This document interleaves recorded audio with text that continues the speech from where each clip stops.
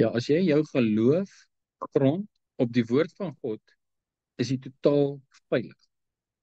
God voor hom. As hy jou konfronteer en jy sê, maar hier sê u woord dit, dan is jy veilig. As jy sê, maar ek het gehoor, hulle sê dit en dit en dit, is een groot gevaar. Maar natuurlik, as jy sê, Vader, maar hier staan dit, pas op, dat hy nie vir jou sê, maar daar staan ook geskrywe nie. Ja, maar hier sê hy, ek moet my laat besny, dis 'n ewige insetting. En dan sê hy vir jou, wat staan daar nog geskrywe? En dan sê hy, hoe bedoel jy? Dan sê hy, het jy verder gelees? Het jy die boek klaar gelees? Nee, ek het net hierdie gelees en ek het gesien hoe kardinaal belangrik dit is en ek het dit gedoen. Nee, ek het ook gesê, jy moet die hele lam eet, die hele Paasmoed, die hele woord. En as jy aangehou het, so jy gesien het, dat is 'n nuwe verbond. En dat is 'n nuwe teken van die verbond. Gaan doen navorsing, gaan doen studie, waar? In die Bybel. Geloof kom uit die gehoor en die gehoor kom uit die woord van God. Dis al. Ja, maar ek het hierdie video gekyk. Ja, maar wat van hierdie bediende van my? Ja, maar wat van wat daai oom gesê het? Geloof kom uit die gehoor en die gehoor kom uit die woord van God. Nie wat ek met my oog sien nie. Ons lewe deur geloof en nie deur aanskoue nie. Ja, maar jy moet hoor, hierdie ou, hy's van daai nasie, hoe preek hy?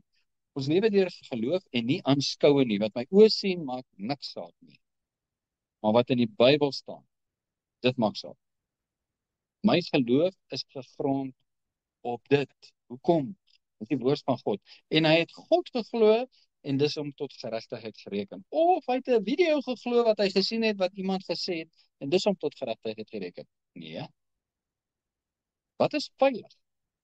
Die woord van God. Wat is onveilig? Alles buite dit. Jy hoef nie buite kan die woord van God te gaan om die waarheid te kry nie. Al die waarheid wat jy nodig het, is in die woord van God. Ons wil oralster gaan soek. Seker lekker, ek weet nie kom. Dit is makliker.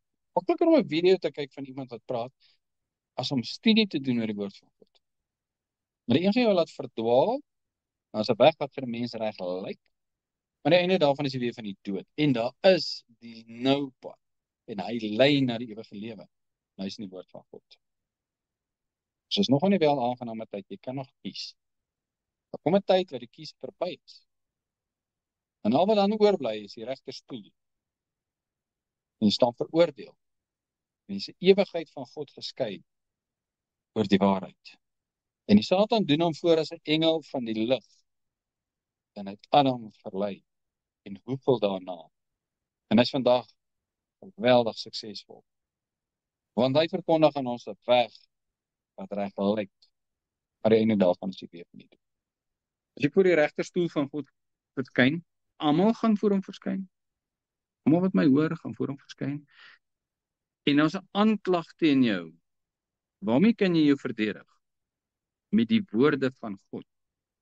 En dan sê jy, maar ek het nog die Heidelbergse katekismus hierso. Dan sê al die hemelwesens wat ook daar omstaan, wat is dit? En dan sê die regter, wat is dit? Nee, dis my kerklering. My kerklering het gesê, ons doop babas. En daarom het ek dit geglo. Wat gaan die regter sê? Nou weer eens, ek is nie sarkasties nie, ek is nie aanvallend nie, dit is 'n realiteit. Die skrif sê, ons sal almal rekenskap gee voor God.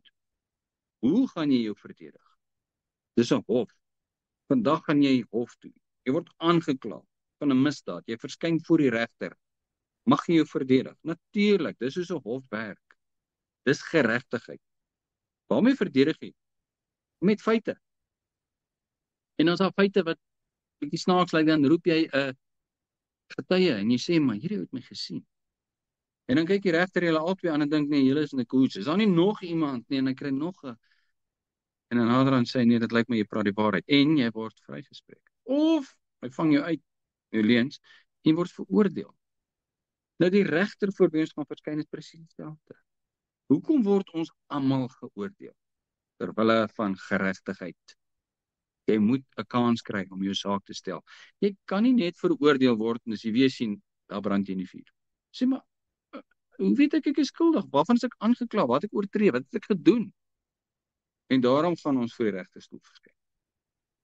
En die regter gaan vir jou sê, Op grond van hierdie en hierdie en hierdie optrede van jou, is jy veroordeel. Is vir ewig verlore. En dan gaan jy sê, ja maar.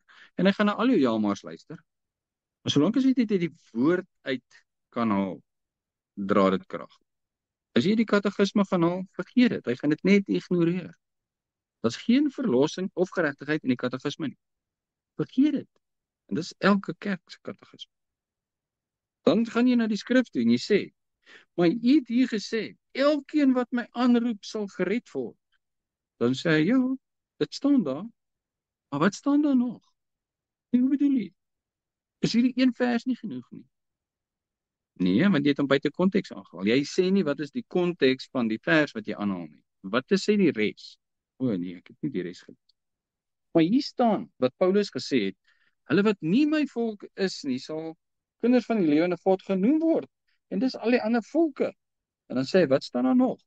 Nee, ek weet nie, waar moes ek nog gelees het? Maar Paulus het gesê, jy moet Hosea lees. Het jy Hosea gelees? O, ek het begin, maar ek het niks verstaan nie, toe los ek het. O, het jy nie die deel gelees waar ek sê, as jy my soek, sal jy my vind nie. As jy my soek met jou hele hart, sal jy my vind. Ja, maar ek was baie besig, en ek het hierdie werk gehad, en dit en dat en dat, en dit, niks van daai gaan jou saak help nie. Dis net verskonings. Wat gaan jou saak help? Die woord. En daarom lees ons die hele woord.